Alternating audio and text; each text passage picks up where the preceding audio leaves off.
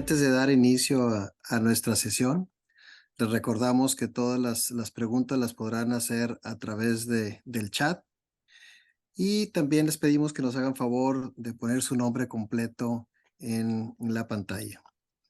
Esto con fines de poder facilitar la elaboración de los diplomas.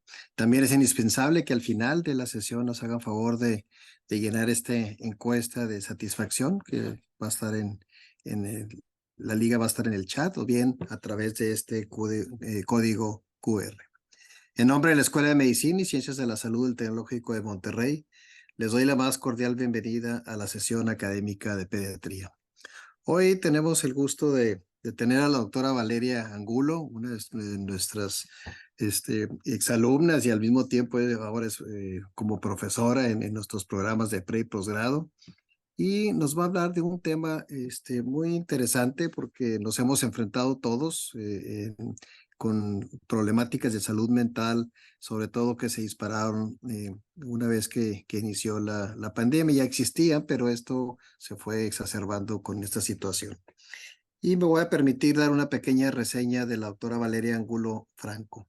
Ella estudió medicina en la Escuela de Medicina y Ciencias de la Salud del Tecnológico de Monterrey. La especialidad de psiquiatría la realizó el Instituto Nacional de Psiquiatría Ramón de la Fuente. La subespecialidad en psiquiatría de niños y adolescentes, el Instituto Nacional de Psiquiatría Ramón de la Fuente.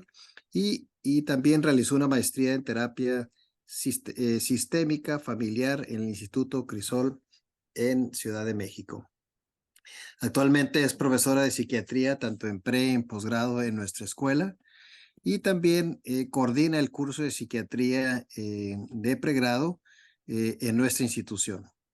Ella realiza su consulta privada en el Instituto de Neurología y Neurocirugía de TecSalud y atiende niños, adolescentes y familias. Valeria, nos da muchísimo gusto que estés con nosotros. Adelante con tu presentación. Muchas gracias, doctor Valencia. Muchas gracias por invitarme. Me gusta mucho reunirme con ustedes, pediatras que son muy estudiosos y muy disciplinados en este tema de la actualización.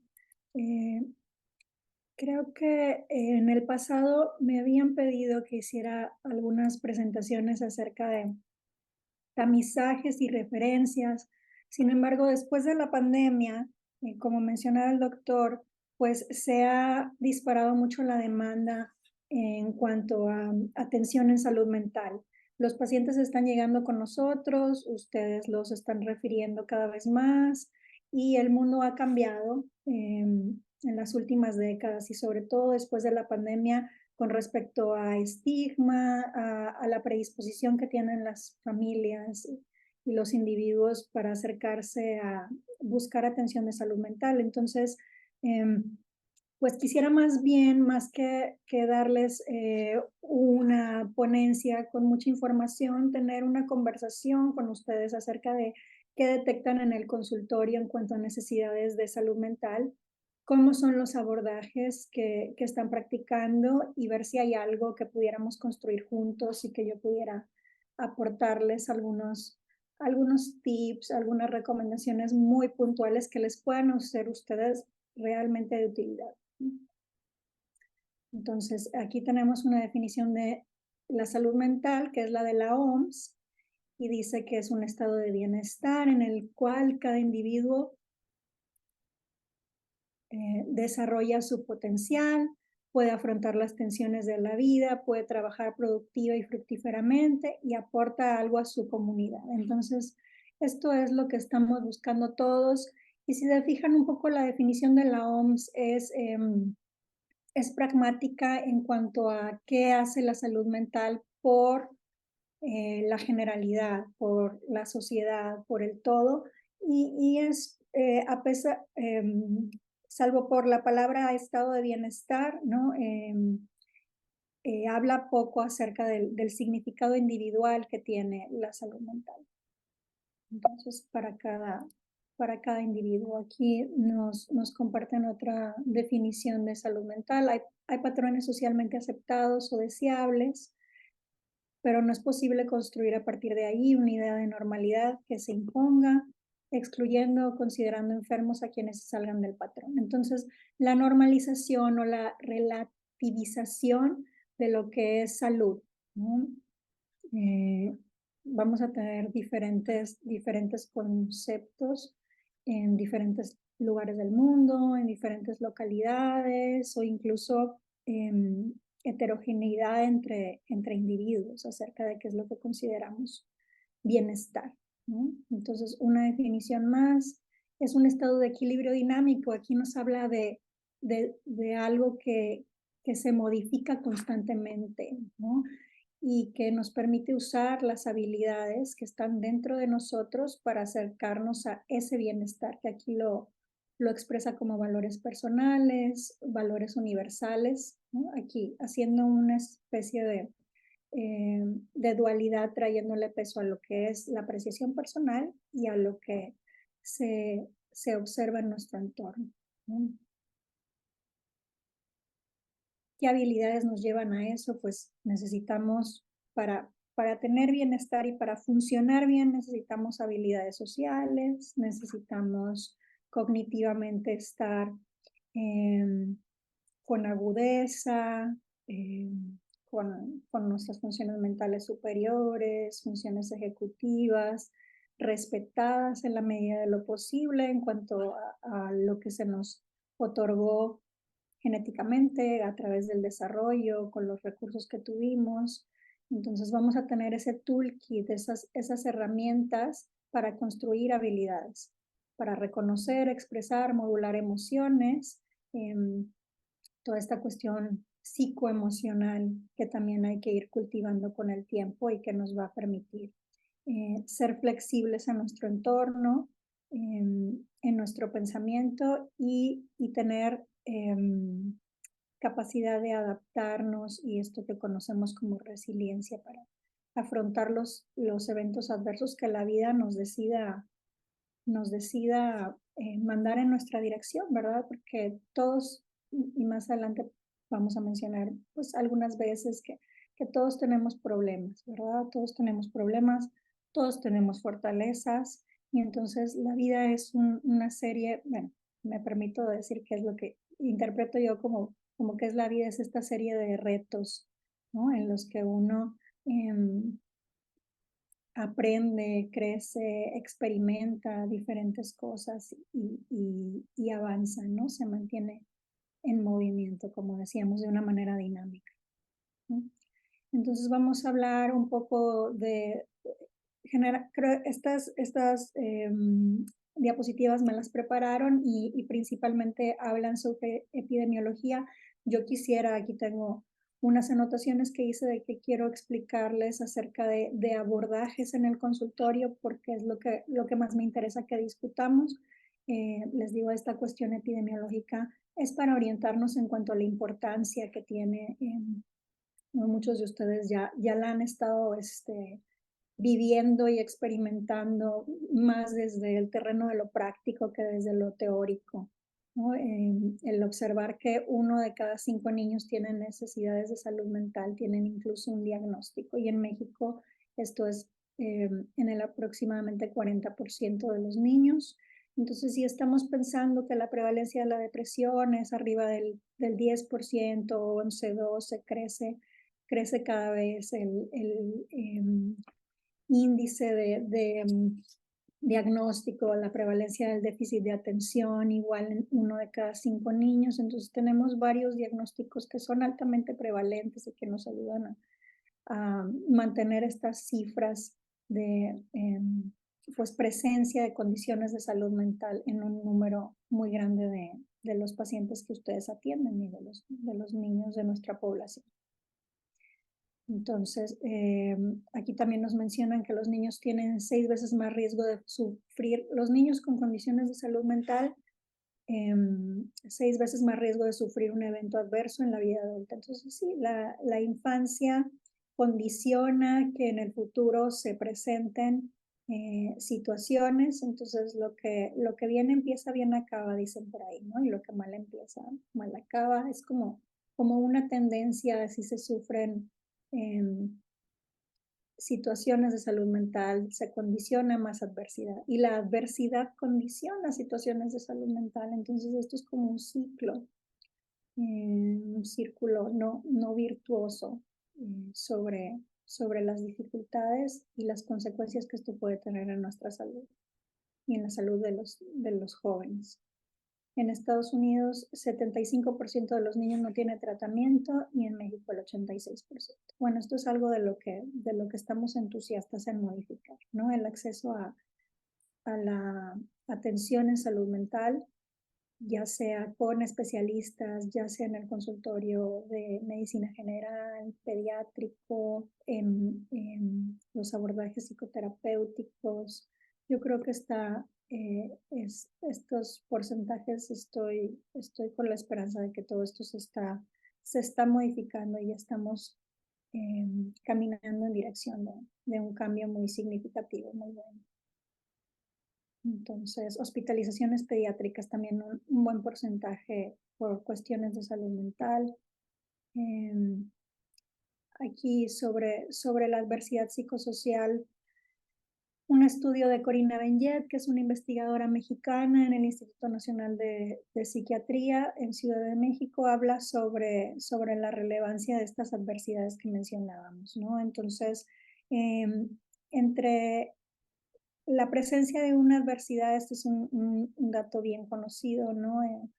La presencia de una adversidad pues condiciona a otras. Entonces, chicos que tienen algún tipo de maltrato físico van a tener psicológico, verbal, van a ser pues más propensos a sufrir maltrato por medio de negligencia. El abuso sexual generalmente se acompaña de casi absolutamente todos los otros tipos de maltrato, ¿verdad? Entonces, estaba revisando un poco la estadística acerca de el abuso sexual y me topé, no sé, tengo que revisarlo más a detalle, pero me topé que con un dato de que México es primer lugar en abuso sexual infantil. No lo quisiera creer, ¿no?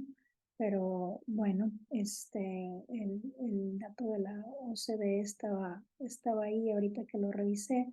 Tenemos una incidencia de abusos en 1 de cada 5 niñas y en 1 de cada 13 varones, de lo reportado con investigaciones. Sin embargo, los estudios indican que en la infancia más temprana el abuso es igual en hombres y mujeres. Entonces estamos pensando 1 de cada 5 jóvenes. Y en este tema, porque creo que no vamos a mencionar un poco más adelante sobre trauma, y si ustedes tienen preguntas con toda confianza, es algo muy relevante que atendemos más adelante en salud mental cuando vemos adultos con temas de depresión crónica, con temas de ansiedad de difícil control, encontrar estos antecedentes de trauma y ha sido impresionante en la población que yo atiendo, ¿no?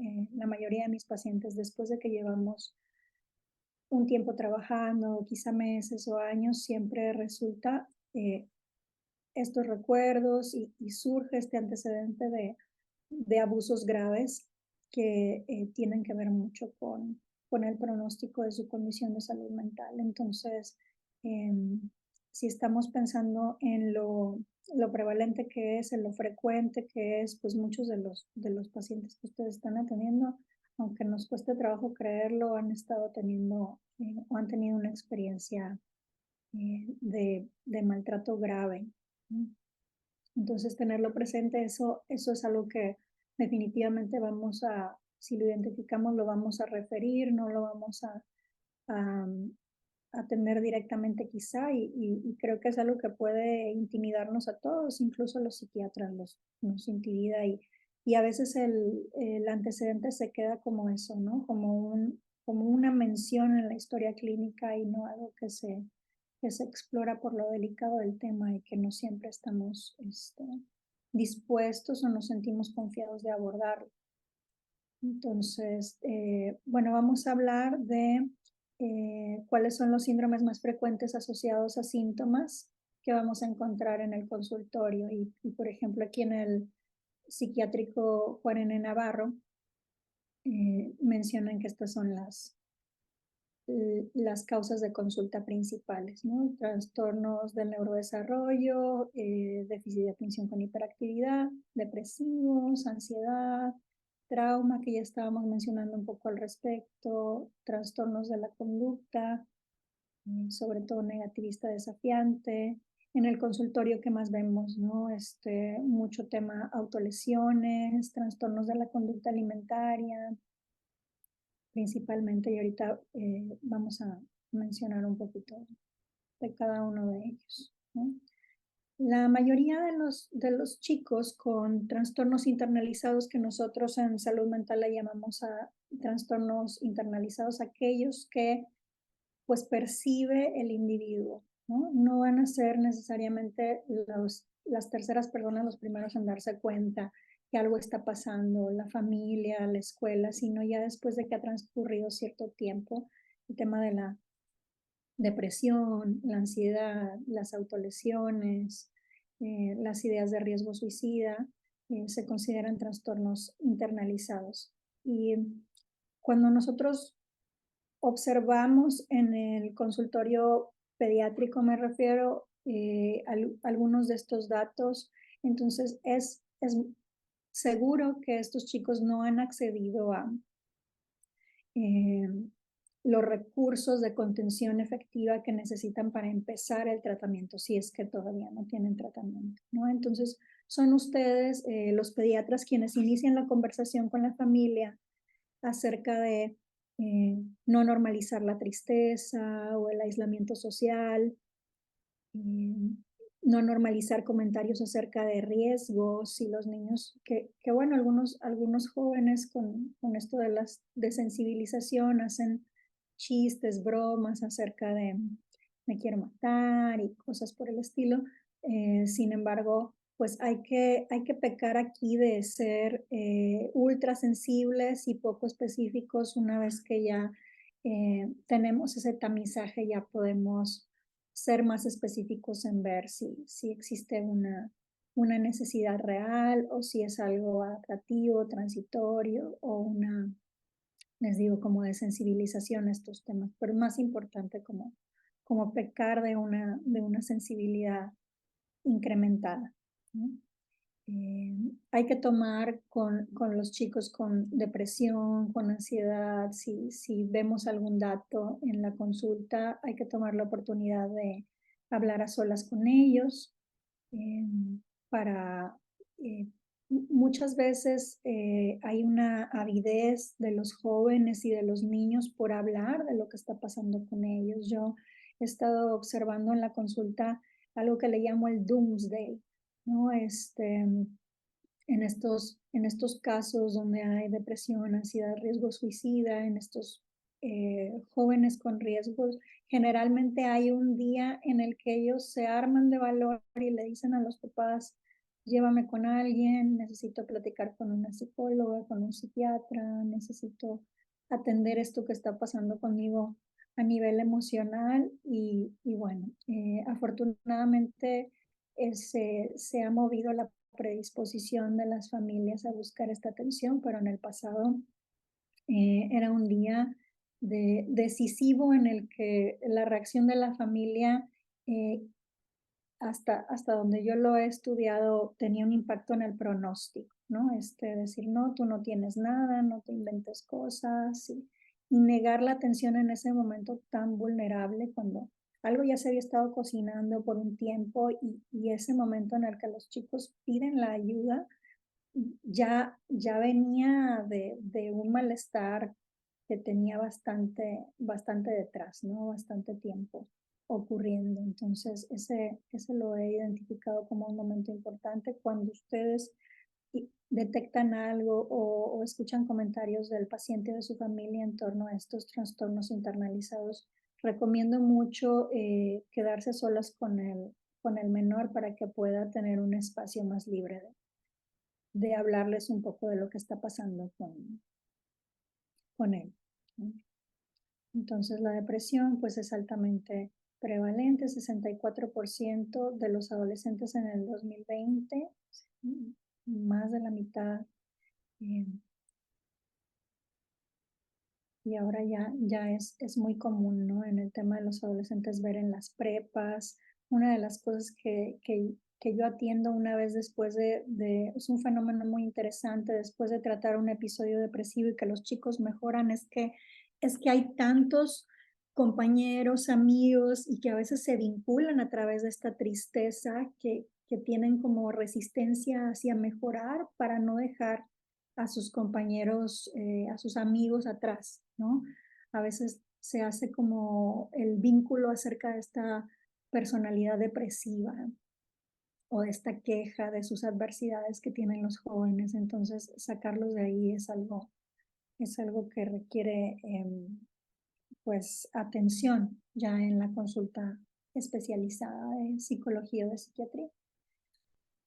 Em, bueno, sí, el suicidio es esta consecuencia eh, última, súper grave que queremos siempre estar muy alertas de evitar, y es la gran urgencia en salud mental. Aquí tenemos una gráfica que nos describe un poco acerca de qué tan presentes están en este continuum, en esta dimensión de las ideas de riesgo, los deseos pasivos de muerte, cuando los chicos dicen, no, ya no quisiera, los problemas están muy grandes, la adversidad se siente muy imponente, entonces quisiera no despertar, pero sin una intencionalidad de hacerlo, llega a presentarse hasta en el 50% de los jóvenes, ¿no? Este es un estudio de David Brent, entonces es en población con condiciones de trastornos internalizados, principalmente depresión. Los pensamientos suicidas sin plan o intención en el 20%, y ya aquellos que planean o que tienen intención son el 6%, y así se va reduciendo afortunadamente, ¿verdad? Sin embargo, es importante estar nosotros alertas para detectar a esos chicos que están teniendo eh, pensamientos estructurados y un riesgo mayor. La ideación suicida o la conducta suicida no solamente se presenta en el caso de la depresión, sino también existen otras condiciones de salud mental donde el riesgo se duplica o se triplica, como en el trauma complejo, en el estrés postraumático, más adelante en los trastornos de la personalidad, como en el trastorno límite de la personalidad, donde la conducta autolesiva y suicida son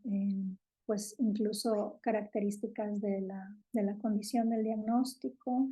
En los trastornos de la conducta alimentaria hemos tenido, ese es un diagnóstico diferencial muy importante, porque algunas veces hemos atendido pacientes con un episodio depresivo, la situación mejora, sin embargo, no mejora esta presión relacionada con la preocupación por la imagen corporal, y eso acompañado de impulsividad pone a los chicos, sobre todo chicas, ¿no? Porque son más frecuentemente mujeres, en un alto riesgo de hacer un intento. Entonces, nosotros pues podemos seguir reflexionando y entendiendo un poco de dónde vienen estas ideas de riesgo: un escape del dolor físico psicológico, una búsqueda de conexión. Algunas veces em, las personas que piensan en realizar eh, una conducta autolítica, ellos piensan en que las personas en su vida estarán mejor sin ellos, o enseñarles una lección. También hubo una serie ahí muy famosa, The 13 Reasons Why, que también estuvo a lo mejor nos robó la atención en salud mental. Los papás traían preguntas, a lo mejor a ustedes también les tocó. Entonces, la función que tienen estos pensamientos en cómo nos vinculamos con los demás. ser extrañados, o dejar de molestar, o sí hay algo muy interaccional en cuanto a las ideas de riesgo, como que se busca atender el vínculo, controlarlo, cambiarlo a través de estas ideas. Entonces, aquí hay algunas recomendaciones acerca de la valoración. Y esta es una sesión que ya tuvimos hace algunos años cuando tuve el gusto de que me invitaran y estuvimos hablando de riesgo suicida y de autolesiones, de cómo abordarlo, nada más para recordar un poco, pues tener presentes que hay que ponernos en un estado de escucha activa, ¿no? Si tenemos algo de prisa, la consulta, ahí esperándonos a muchas personas en la sala de espera, pero vemos un tema de riesgo, pues es mentalizarnos, ¿no? Que eso hay que dedicarle tiempo y habrá que pausar un poco, hacer algún acomodo logístico para poder platicar con ese paciente y con esa familia un poquito más, ¿no? Esta actitud y hay algunas capacitaciones de QPR que nos han estado aquí en la Escuela de de Tech Salud, nos han estado facilitando, entonces hablan sobre el hacer estos cuestionamientos, la persuasión y la referencia y de qué manera deben ser, pero yo siempre hago énfasis en qué estado mental estamos nosotros cuando vamos a tener la conversación. Debe ser sin prisas, debe ser sin estrés, ¿no? Sí es una situación muy importante y de riesgo, sin embargo, no recae como los reflectores en nosotros, nosotros podemos ponernos en una actitud neutral, respirar y más que nada poner atención, tener curiosidad en qué está pasando con esta persona y las opciones se van a revelar ante nosotros, ¿no? El saber si hay intentos previos, si hay gran intencionalidad, si hay acceso a medios letales, o si son ideas pasivas, o si son ideas que tratan de comunicar que se ha llegado a un límite, que lo que se está buscando no es esta, esta opción de hacer algo grave y determinante, sino más bien el buscar atención si es que no se ha tenido antes y modificar las cosas para ir en camino hacia el bienestar, ¿no? Las autolesiones, ¿qué son? ¿Cómo pueden ser? Aquí vemos unos ejemplos. Importante recordar esta asociación comórbida con las ideas de riesgo. Entonces, no todas las personas que se lesionan, que hacen cutting o otro tipo de autolesión, están en una conducta suicida, ¿no? Del 19% al 61%, sí. Entonces, aproximadamente, digamos, 50% sí, 50% no. ¿Qué es las autolesiones en las otras personas que no están en riesgo, donde evaluamos que el riesgo no es significativo? Pues son mecanismos de afrontamiento, lo habíamos mencionado en esta sesión que habíamos tenido previamente, y por lo tanto el abordaje que le damos en el consultorio pediátrico, pues hay que verla sin temor como este mecanismo de afrontamiento, siempre, absolutamente siempre refiriendo a atención psicológica y psiquiátrica, a ambas, porque los tratamientos para la conducta autolesiva pues son principalmente psicoterapéuticos. Sin embargo, el psiquiatra debe estar enterado porque, porque la comorbilidad va a ser absoluta con algo más, ¿no? Ya sea episodio depresivo que requiera tratamiento, trauma, trastornos de la conducta alimentaria. Entonces es importante que estos tratamientos los gestione, los vigile el psiquiatra, pero que entendamos que el tratamiento es psicoterapéutico. Nosotros, ustedes pediatras van a tener la oportunidad de observar estas autolesiones y de desestigmatizarlas, de comentarle a las familias que esto no debemos connotarlo negativamente y nosotros no caer en eso, ¿verdad? Que fue lo que platicamos en aquella ocasión, de decir eso está mal, no lo hagas, sino entender que estas conductas tienen una función para el joven y que con una atención adecuada vamos a movernos hacia sustituir este afrontamiento pues poco deseable, disfuncional incluso, hacia otros mecanismos de afrontamiento igual de útiles, pero más saludables, ¿no?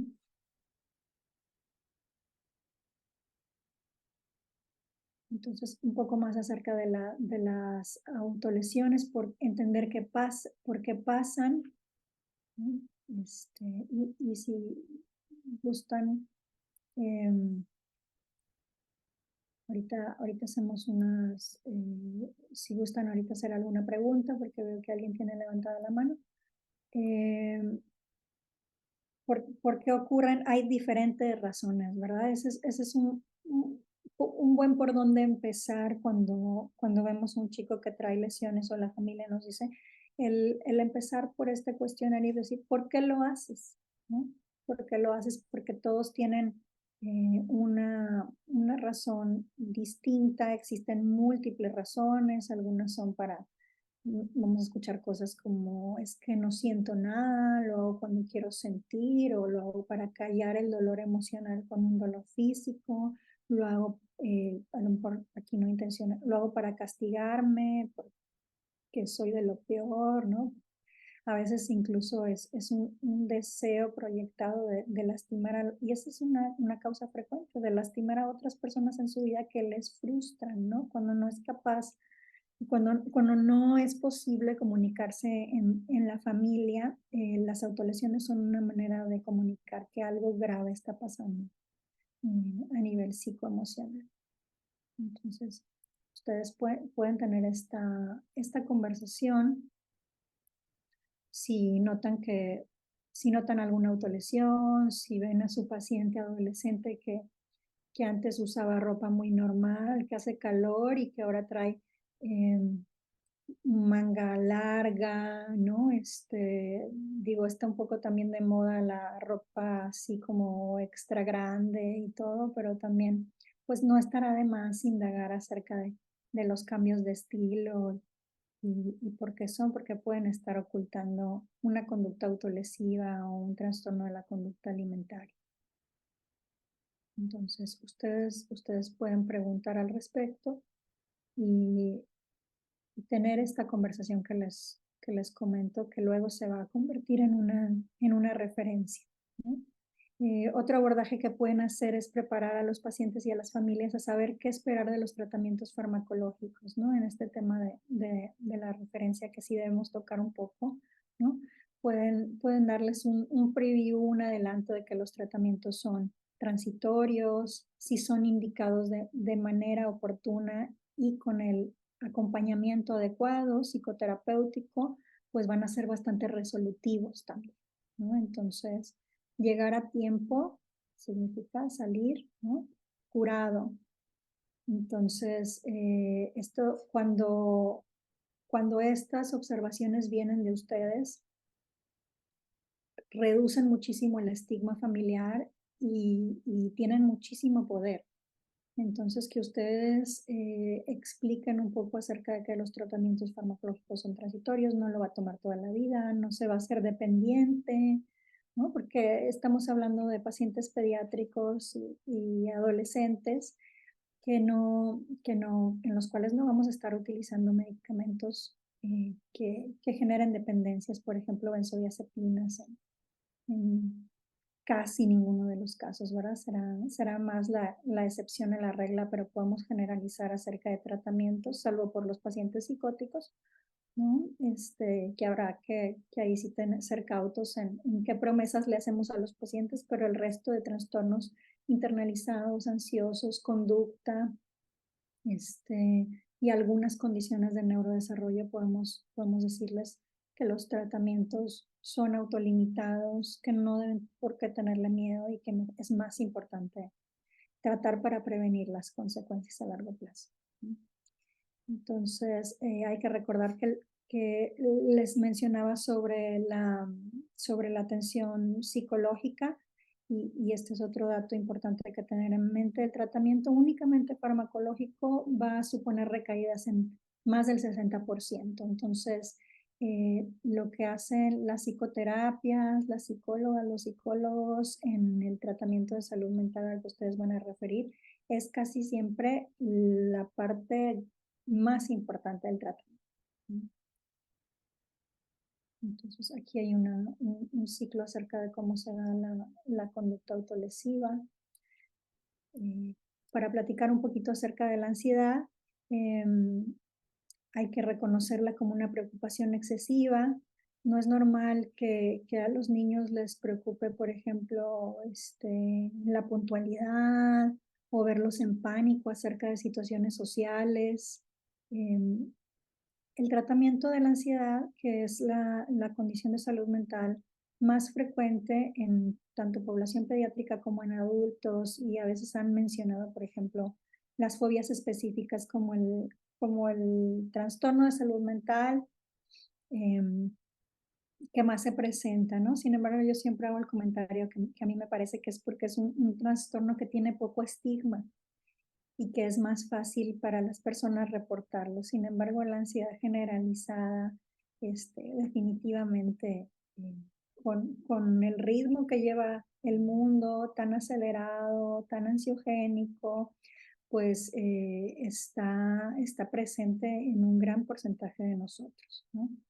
El tratamiento de la ansiedad en los niños generalmente es no farmacológico, a diferencia de lo que estaba yo comentándoles o insinuándoles un poco acerca de trastornos depresivos y de conductas de riesgo.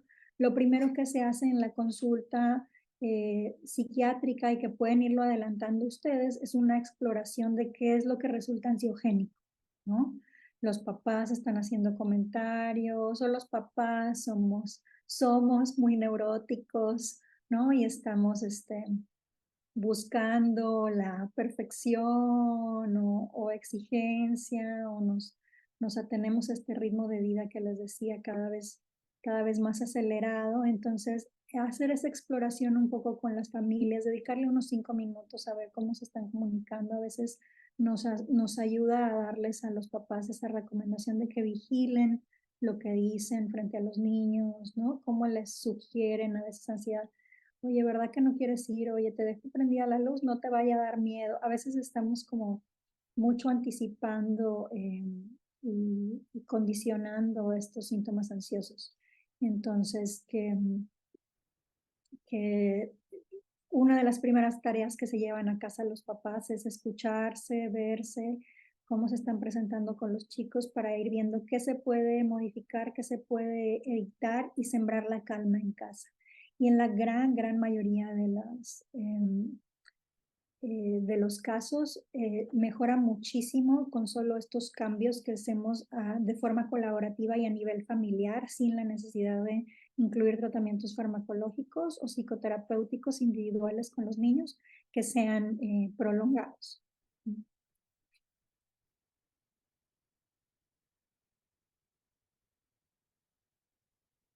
Entonces, bueno, los trastornos de la conducta creo que también es algo que ustedes frecuentemente notan o les refieren en la consulta, ya sea que lo noten ustedes de manera espontánea porque hay un berrinche que están haciendo los niños ahí en pleno consultorio y les toca escuchar a los papás ofrecerles dulces, premios para que se comporten un ratito en la consulta, ¿no?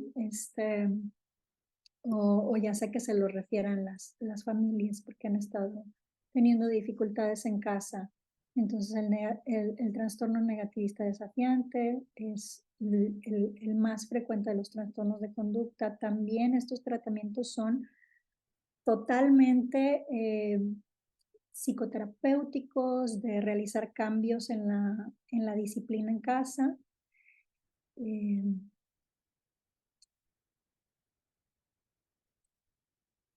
Algo que quiero decirles con respecto a esto es que los papás están ahorita ya hasta el tope de escuchar la palabra límites, ¿no? Yo creo que prácticamente de forma diaria o casi diaria escuchamos en medios de comunicación o comentarios acerca de ponerle límites a los hijos, pero ¿qué significa para cada familia es algo que que nos toca traducir en el consultorio, ¿no? Porque lo que es un límite efectivo para una familia no funciona para otra y las recomendaciones que tenemos que hacer em, tienen que estar hechas a la medida, ¿no? A lo mejor ustedes están continuamente, no lo sé, ustedes ya me dirán, ¿no? Si están haciendo recomendaciones acerca de límites disciplinarios y qué hacen para prevenir, ¿no?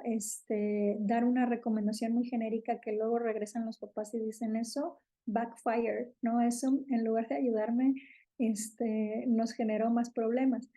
Muchos papás tienen la intención y la iniciativa correctas.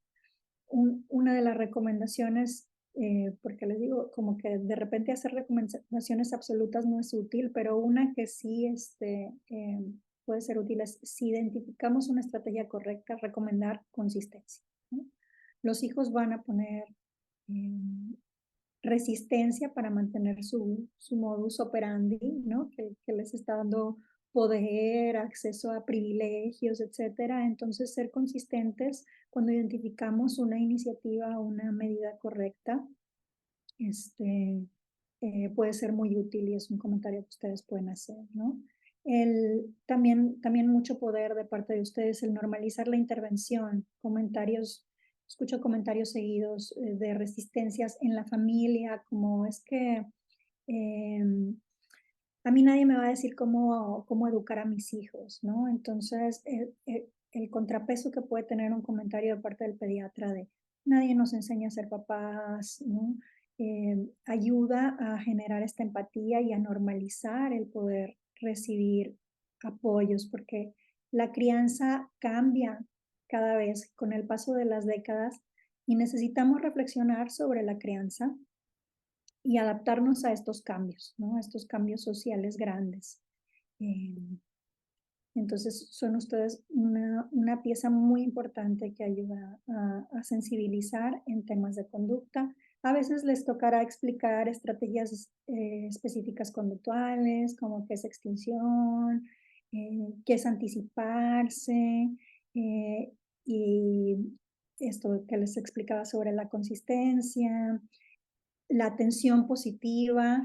Nosotros en salud mental no enseñamos a los papás a castigar o aplicar consecuencias. Casi nunca es necesario, ¿no? Obviamente, casi nunca es necesario utilizar psicofármacos aprobados fuera de los trastornos del neurodesarrollo, porque cuando hay un tema de conducta comórbido con trastorno del neurodesarrollo, por ejemplo, espectro autista o discapacidad intelectual, saben, está aprobado el uso de medicamentos, por ejemplo, como risperidona.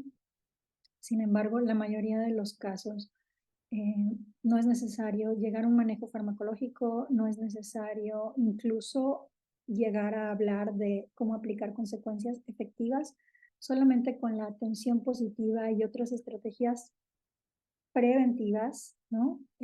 Hay cambios muy interesantes en cuanto a los trastornos de la conducta, ¿no? Podemos recomendar algunas cuentas de los papás. Últimamente les digo, se informan de todo este tema de límites disciplinarios en internet, en cuentas de Instagram. Yo les puedo recomendar algunas, pero hay que tomarlas con precaución, ¿no? No literal, porque las que hacen grandes proclamaciones, nunca le digas que no a tus hijos, ¿no? O nunca esto, o siempre esto. Hay que tener mucho cuidado porque es lo que les decía, estas recomendaciones es mejor hacerlas a la medida, ¿no? Entendiendo un poco la dinámica que tiene cada familia. Hay una imagen de lo que estamos platicando y si tienen preguntas al respecto, con mucho gusto. Em, en los trastornos de la conducta alimentaria hay varias cosas que podemos hacer, ¿no? Además del tamizaje de detectar la delgadez o las conductas compensatorias que nos van a reportar los papás, ¿no? Nos van a decir, es que escucho que se come y se va directo al baño, he escuchado provocación del vómito, entonces esto va a ser ya indicativo, ¿no? De que hay que hacer una referencia, de que esto requiere un tratamiento formal, pero también ustedes pueden empezar a indagar acerca de el miedo a ganar peso, si es algo que preocupa a sus pacientitos, ¿no? Indagar después de esto sobre la presencia de las básculas en la casa una recomendación que yo hago frecuentemente y que es parte del inicio del tratamiento de los trastornos de la conducta alimentaria de un abordaje que es altamente efectivo, que es mover el foco de atención del paciente, de la persona, hacia algo distinto que no sea la conducta alimentaria. Algunos tratamientos son están sobre lo mismo, de darle una gran importancia a las conductas, y cuánto comió, y qué hizo, y qué no hizo, ¿no? Muy vigilantes de todas las conductas individuales, específicas. Sin embargo, lo que en mi experiencia clínica he visto que tiene muchísimo más peso es cultivar el interés y fortalecer a los pacientes en otras áreas de su vida, ¿no? Explorar sus recursos, y un poquito les quiero hacer un comentario acerca de la medicina de recursos. Vamos a preguntarle muchas cosas que son síntomas o qué está fallando, cuál es el problema, pero también siempre nos va a traer aire, nos va a dar elementos para poder trabajar mejor, el preguntar qué está bien, qué está sano, qué se disfruta, porque de ahí es de donde nos vamos a agarrar para el tratamiento, y ustedes pueden también iniciar esa conversación acerca de qué, de qué es sano y de qué recurso. ¿No? En el consultorio, en el tema de la conducta alimentaria, yo les hago varios comentarios que ustedes pueden hacer también acerca de las básculas, ¿no? No necesitamos tener básculas en las casas ni estarnos pesando frecuentemente, o no sé qué opinión tengan ustedes. Las básculas, yo les digo a los pacientes, son para pesar las maletas, ¿no? Para ver si nos van a cobrar exceso de equipaje en el aeropuerto o no, pero realmente el tema de la somatometría, de pesar, pues se puede dejar para la consulta pediátrica, la consulta medicina interna, el check-up anual, ¿no? No es algo que se tiene que estar vigilando de una manera que lo único que hace es cultivar el estrés y la preocupación en las familias. También una de las primeras cosas que hago con los pacientes de conducta alimentaria es, si son estas jovencitas, preguntarles qué contenidos consumen, ¿no? Si a veces se animan a abrir su Instagram ahí en la consulta con uno, y ustedes también lo podrían hacer fácilmente. Y entonces vemos todas estas cuentas de que siguen, y muchas veces son jovencitas, ¿no? El género femenino, y están siguiendo a personas en bikini, como, ¿no? Qué necesidad de que una chica esté viendo el cuerpo de otras chicas constantemente, o recomendaciones de dietas, y ahí mismo podemos hacer una edición y preguntarle qué otras cosas te gustan. ¿Te gusta la fotografía, el maquillaje, y seguir otro tipo de contenidos para ir cambiando la conversación, y esto va a tener cierto impacto? ¿No? Entonces, los trastornos del neurodesarrollo, que seguramente pues ya lo han estado también revisando, y aquí es un tema que compartimos, la atención con neurología, con otros expertos en neurodesarrollo, pues es altamente prevalente, y aquí lo que hacemos en particular, los especialistas en salud mental, es que es un tratamiento amplio en el sentido de abordar los parafenómenos alrededor de los síntomas, ¿no? ¿Qué está pasando? Porque algo con los tratamientos farmacológicos se resuelven temas atencionales y de hiperactividad, pero también temas de funciones ejecutivas que son afectadas en el déficit de atención, pero ver qué está pasando con el resto de la familia, con la comorbilidad, porque la comorbilidad en el déficit de atención es altísima, ¿no? Vamos a tener muchos chicos eh, con depresión, con ansiedad, y si quieren, voy a apurarme un poco para que tengamos el tiempo de hacer las preguntas y las respuestas. Se me ocurrió decirles algunas cosas acerca de prevención, ¿no? Desde mi experiencia como terapeuta colaborativo, hay que entender los cambios en el ciclo de vida de la familia, y esto es algo que ustedes también pueden hacerles ver. a sus pacientes, ¿no? Ver más allá del síntoma y preguntar acerca de cambios recientes. Otra era atención, cambios evidentes. Por ejemplo, uno casi siempre es el paso de la infancia a la adolescencia, que si es el primer hijo, a los papás los agarra en curva, no están preparados y ahí es donde empieza a haber fricciones o condiciones a negligencias emocionales, cosas por el estilo que con el solo hacer una reflexión acerca de estos cambios puede mejorar bastante, ¿no? Promover actividad física, separar la actividad física de la imagen corporal a toda costa. Entonces, cuando nosotros recomendamos ejercicio, cuando nosotros recomendamos movimiento, connotarlo como algo que aporta a la vida, nos relaja, nos entretiene, nos da toda una serie de beneficios y hay que encontrar el disfrute en esto, porque pues va a ser una herramienta de prevención formidable en salud mental, pero casi siempre la tenemos junto con pegado con el tema de, eh, pues, bajar de peso, ¿no? Mantener una, y eso no es suficiente motivación para muchos de nosotros para mantenernos activos, ¿no? Eh, Promover la alimentación saludable, todas las vitaminas y minerales que promueven la salud del sistema nervioso central, cuidar el sueño y otros descansos adecuados. Les digo, la vida de pronto se puede tornar muy acelerada y si nos dejamos llevar por ese ritmo, pues puede tener una serie de consecuencias. Entonces, el perfeccionismo y la neurosis también enferman a las familias y a los pequeños y tenerlo presente nos puede ayudar a hacer algunas recomendaciones muy valiosas.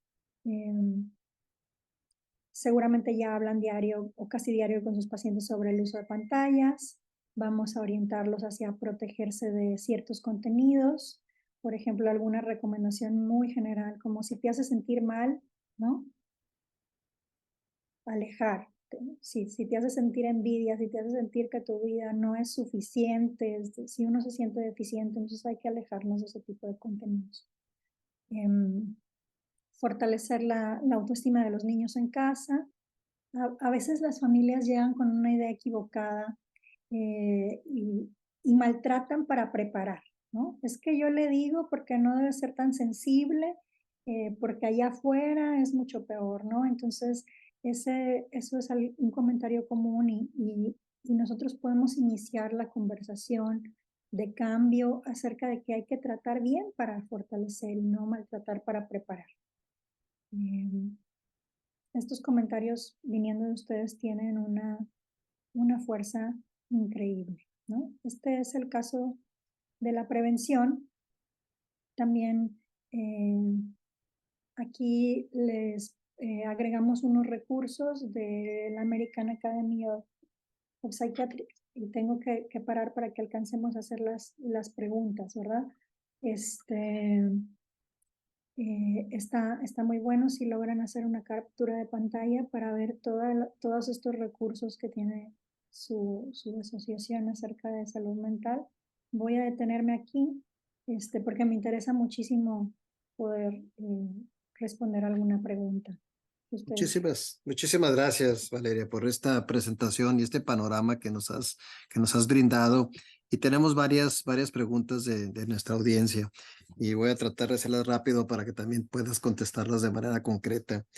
Em, el 10 de octubre, así pues escasa una semana, fue el Día Mundial de la salud mental. Entonces, pues viene muy ad hoc para esta tu presentación. Y este día de mundial es con la intención de generar esa conciencia en todos, ¿verdad? No nomás en los profesionales de salud, sino en la comunidad. Vemos en nuestra consulta, a veces es muy difícil abordar estos problemas de salud, sobre todo cuando la consulta es muy corta y estamos enfocándonos a problemas médicos. Pero hay algunos cuestionarios preconsulta que nos pudiera ayudar, sobre todo los adolescentes, y poder detectar cierta problemática. ¿Cuál de esos cuestionarios puede ser útil para nosotros en México? Es muy buena pregunta. Bueno, tenemos varios de autollenado, ¿no? Por ejemplo, yo creo que contar con un cuestionario de depresión de Beck, de riesgo suicida de Beck, son dos distintos, elaborados por Aaron Beck, sería muy útil para hacer un tamizaje de depresión, riesgo suicida, las escalas de Hamilton que existen de depresión, de ansiedad, Conners que utilizamos muchas veces para enviar a casa, identificar déficit de atención y otras condiciones comórbidas. Por ejemplo, son algunos que vienen a la mente ahorita. Muchas Gracias. gracias. Y la otra pregunta es que hemos visto en las nuevas generaciones de adolescentes que se aburren con facilidad y se frustran con facilidad. ¿Es solo una percepción sesgada por la brecha generacional o hay algo que debemos ayudar a cambiar para que tengan mayor resiliencia ante las adversidades? Esa pregunta es interesantísima y podríamos estar horas y me encantaría platicar de eso, ¿no? Tenemos que fomentar la tolerancia entre las generaciones porque todo esto tiene una explicación longitudinal muy interesante, ¿no? Nosotros fuimos, los papás de ahora tuvimos un cierto estilo de crianza nosotros y en algún momento juramos hacer las cosas distinto, ¿no? Pero cuando las cosas distinto tienen resultados que no son familiares a nuestros valores y a nuestra manera de ser, ya nos queremos regresar a por qué no salió como yo, ¿no? Por qué no tiene la misma resiliencia, ética de trabajo, bueno, esta comodidad, esta contención, esta cercanía, este vínculo distinto que tenemos con los hijos también trae un escenario distinto, ¿no? Social y particularmente en el entorno familiar. Entonces eso es algo que nosotros tenemos que entender.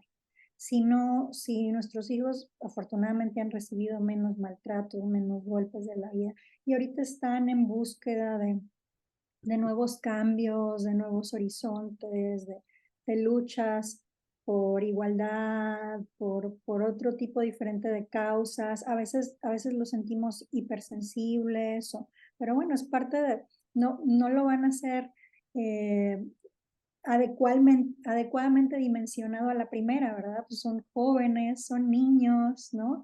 Entonces no tienen esa experiencia ni esa sofisticación para abordar las cosas de entrada, ¿verdad? Muchos de nosotros tampoco las tenemos. Entonces, ir reflexionando acerca de esta lucha que hay a veces entre generaciones, hacer un análisis y ver un poquito más allá, me encantaría hablar mucho más al respecto, pero no sé si con eso Muy sea amable. Una última pregunta, ¿qué podemos hacer para detectar pacientes que sufren violencia sexual? buenísima pregunta también, ¿no? Les digo, asumir que, tener presente que es más frecuente de lo que lo estamos pensando, ¿no? Pero tener una conversación así de pesada, sí nos llevaría a explorar algo así bastante tiempo, entonces tener las parabólicas, estar muy sensibles a los datos eh, duros, ¿no? De depresión, de autolesiones graves, de desregulación emocional, que son estos cambios en el estado de ánimo. Si un paciente no está generalmente deprimido, pero de repente tiene estos bajones con riesgo, puede ser un dato de desregulación emocional y entonces ahí nosotros decir, sabes que esto se necesita explorar por el especialista porque está muy raro. Hay algo grave detrás de todo esto. eh, si nos vamos a animar a tener una conversación de exploración de abuso, y muchas veces los mismos chicos no están dispuestos a tenerla, o el fenómeno de escisión, he tenido pacientes que lo han negado 5 veces antes de decir sí me pasó, ¿no? Lo han negado con las familias, el caso de una adolescente maestro de gimnasia, ella hizo bromas al respecto. Cuando otras personas lo denunciaron, ella dijo, no, ¿cómo crees? Claro que no, son inventos. Y ella había sido víctima.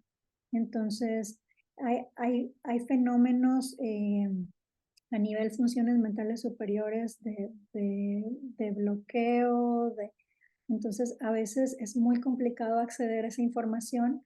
Sin embargo, el estar dispuestos, el familiarizarnos con la frecuencia y la importancia, yo creo que es un primer paso. Ujú. Muy bien, pues muchísimas gracias a la doctora Valeria Angulo por esta excelente presentación. Muchísimas gracias a todos ustedes por haberse conectado una vez más. Los esperamos la próxima semana con un tema interesantísimo también, síndrome Down y autismo. Y por favor les pedimos nos haga favor de llenar la encuesta de satisfacción. Muchísimas gracias a todos, que tengan un excelente día. Muchas gracias. Gracias, Valeria. Encantada.